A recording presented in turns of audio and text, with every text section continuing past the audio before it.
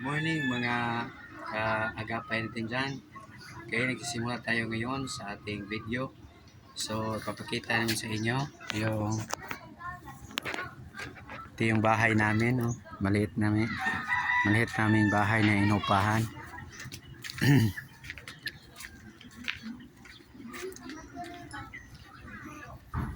Tapos may maliit akong dito.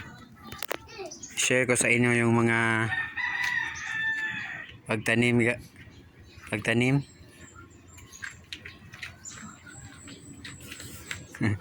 Ito yung may tanim kami dito ng malunggay. Ito yung maliit lang itong bakura namin. Pwede namin pagtamna ng kahit na anong gulay. Share ko sa inyo to para matulungan nyo ako kung paano gawin ang mga bagay na to. Ito pala yung anak ko. Okay. Kung nakikita nyo dito na meron akong tinanim. Ito pala kaya. Ito yung yung natawag na dapat sa Tagalog, Bisaya kasi kami. Sa English ito yung yung string beans. Comment nyo lang kung hindi tama yung mga sinasabi ko. Ito yung mga liso na dito yung mga buto pala. Ito yung mga buto na ginagamit namin ay ginagamit ko sa tatanim ito. Yan. Ito yung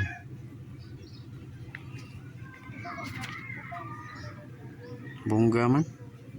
Dami bunga daw. Tapos ito yung isa. Ito. Ito yon sa ganito na gulay at saka ito naman yung ganito. Yung nakapangalan nito, Opo. Ito yung tinatawag siguro na white squash, ang tama. So i-transfer natin ito mga agapay. Okay, i-transfer namin dito. Ito, may ginawa ako dito. Nagbutas ako the other day. Tapos nilagyan ko ng organic na pataba. Yung mga dumi-dumi ng hayop. Hindi ko gumagamit ng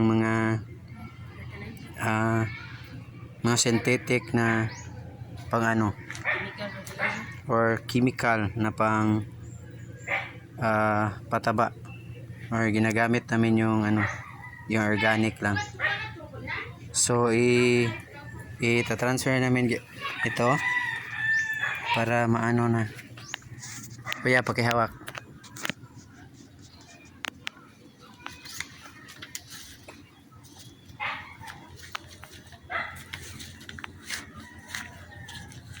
So kaya makuha kong konti. So mga kagapay, ito yung tatingnan natin una. Maglagay tayo ng tatlong piraso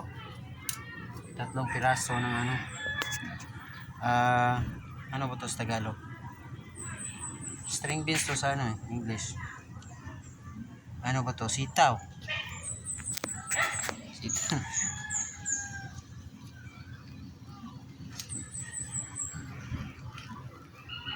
Okay, kailangan guys kailangan makagapay dahan-dahanin to sa pagka-transfer kasi masisira yung niya, mga gamot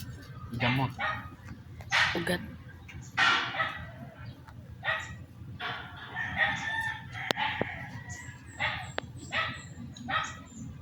Ayan.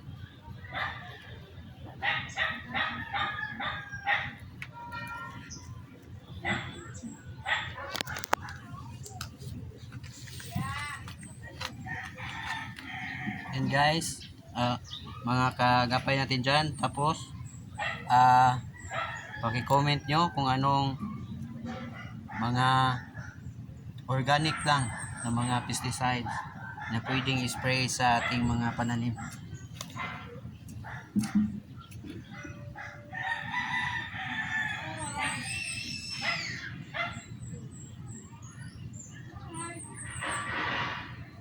Pause apa ya?